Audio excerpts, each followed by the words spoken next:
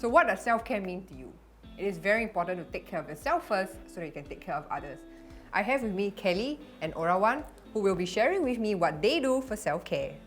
So I want to hear from these ladies, what does self-care mean to you and what do you do for me time?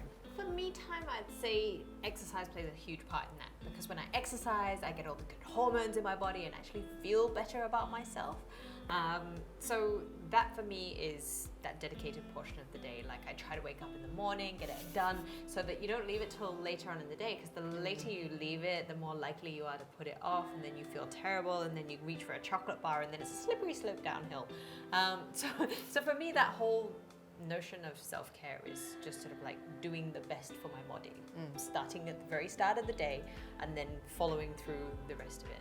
At the end of the day, there is nothing nicer than sort of like treating yourself to a warm hot shower, lathering yourself in moisturizer. Like there's just something very, very soothing about having a nighttime ritual as well, like that. Just pamper yourself. So Orawan, what do you do for me time? Right, for me time, right?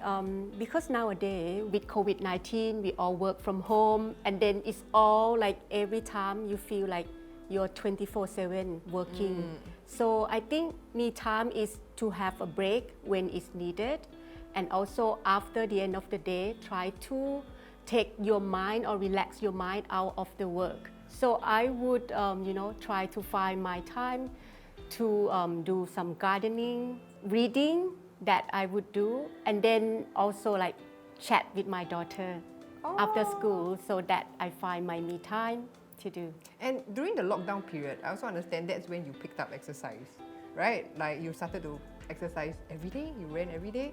So, Yes. And this is something that you didn't do until recent years. So what made you realize the importance of exercising? I think it started like 3 years ago. I realized that I could not walk up the MRT station and I get panting. So I feel that, I'm not that fit, I'm not that young anymore. So I started doing exercise, and especially during the lockdown period, you feel more stressed, and you see everybody at home every day, and I have kids learning from home. That is really stressed me out. So I need to do something, otherwise we all go like, quite mad at the end of the day. So I would have to drag everybody outside for a run every day, so that after running, everybody kind of let out, and at the end of the day, you feel good. Now, Kelly and we both put up a call for questions on Instagram about self-care and skin health. We will try our best to answer as many questions as we can, so let's dive right into it now, okay? The first question, let's give it to Kelly. As a mom or not, how do I strike a balance between work, family, and me time? I think when we were talking about working from home and all the struggles that sort of came with that, everyone realized that it is very hard to create that sort of balance in your life. But I think it's about setting boundaries. It's about timetabling. So for me, one of the ways that I did that was to actually roster down what I wanted to do and what I wanted to achieve, to make sure that I visibly knew what I wanted to hit each day. And at least that way you don't feel like you're getting overwhelmed with a list of things to do, whether it's sort of taking care of the house, the chores, making sure that you've got enough time for yourself, your kid, making food. Like as long as you list it all out, then you find yourself able to check it off, and when you check it off, You then feel good, right? You feel good. Yeah, I did this thing. Which brings the next question, which is also for Kelly. So how do I keep up a fitness regime on top of managing work and family? Is it okay to take time away for myself to exercise?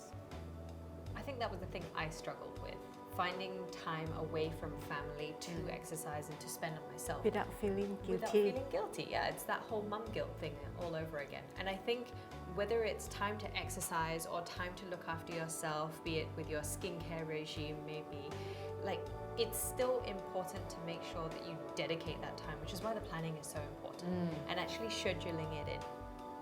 And if it's your fitness that you're trying to prioritize, then schedule that in. If it's so important to you, you will find a time, you will wake up a little bit earlier, you will make sure that there is a window for you to do it.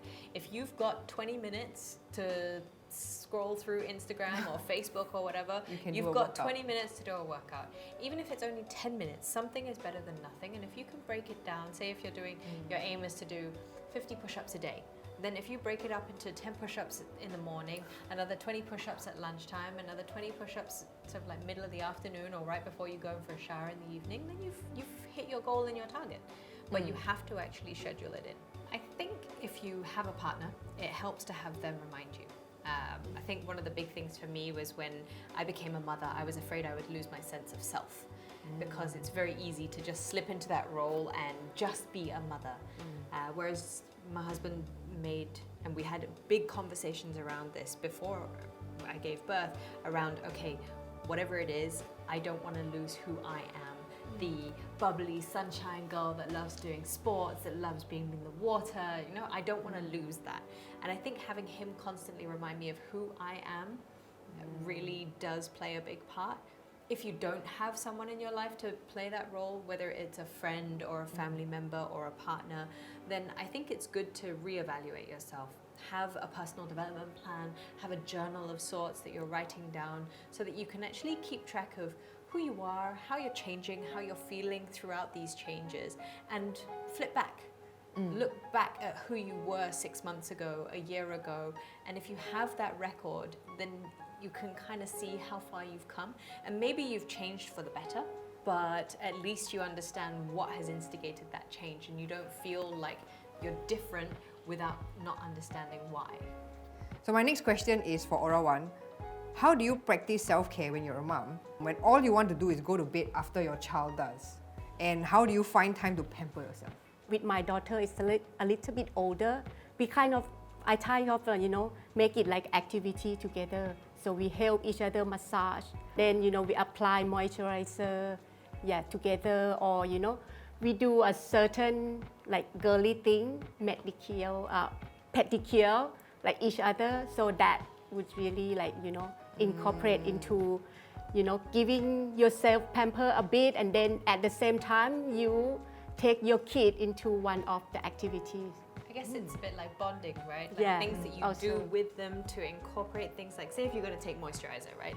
Like for me, I'll take the moisturizer and I'm like, okay, Sienna, what time is it? And she'll be like, it's time for moisturizer. And then she gets excited about it. And then it becomes something that you're not spending time away from them and doing and pampering just yourself, but you're actually pampering them. So I really like this new scent from Aveeno. The pomegranate and the grapefruit is just so invigorating. I have this by my bedside. And literally first thing in the morning, I'll just apply some on my hands and I just like to take in the scent. It's really nice. Yeah. It's really refreshing. So this is something that you can use with your daughter Yes, for your of massage, course. your nightly massage routine, Yeah. right? When you focus too much on your kids, you might end up neglecting your husband. So how do you make sure how do you avoid doing that? I think you've got to find common interests. You've got to find things. We're one of those couples that like spending a lot of time together. So if we're apart for like a day, it's like, I miss you. So for us, in the way that our relationship dynamic is we want to spend time together. So even if it's just after Sienna's gone to bed, walking down to the coffee shop and just having a tea together in the evening. Like that is how we schedule time to be with each other. Just so you can catch up, and it's not always about the kid, but it's about how you're feeling, how your day was. You don't want to fall into that routine of, oh, how was your day? Long? Not that long? Like that, no? That's what you don't want. You want it to be a genuine, like, actually, that was terrible. Or actually, I had a great day, you know what? And then you reignite the energy that you had earlier in the day, perhaps, but because you were so tied up and preoccupied with everything else, you didn't maybe get to convey that excitement at that particular point in time. I think most women will go through that something changed, but I really agree with Kelly also, the communication, be open to share how do you feel after, you have kids, like pre-kids and after kids. Your life will never be the same, right? Correct. Just be open and communicate to each other. When that certain change come to your life, right, you need to really pull back and, to really talk to yourself. What is your goal? What you are doing? I think, try to understand what you can or cannot. That helps.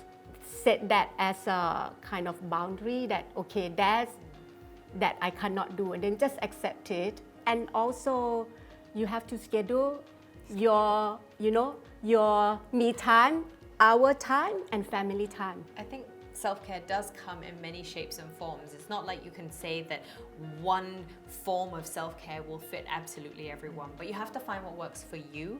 And when you find what works for you, then stick to it. You don't have to change it just because society says so.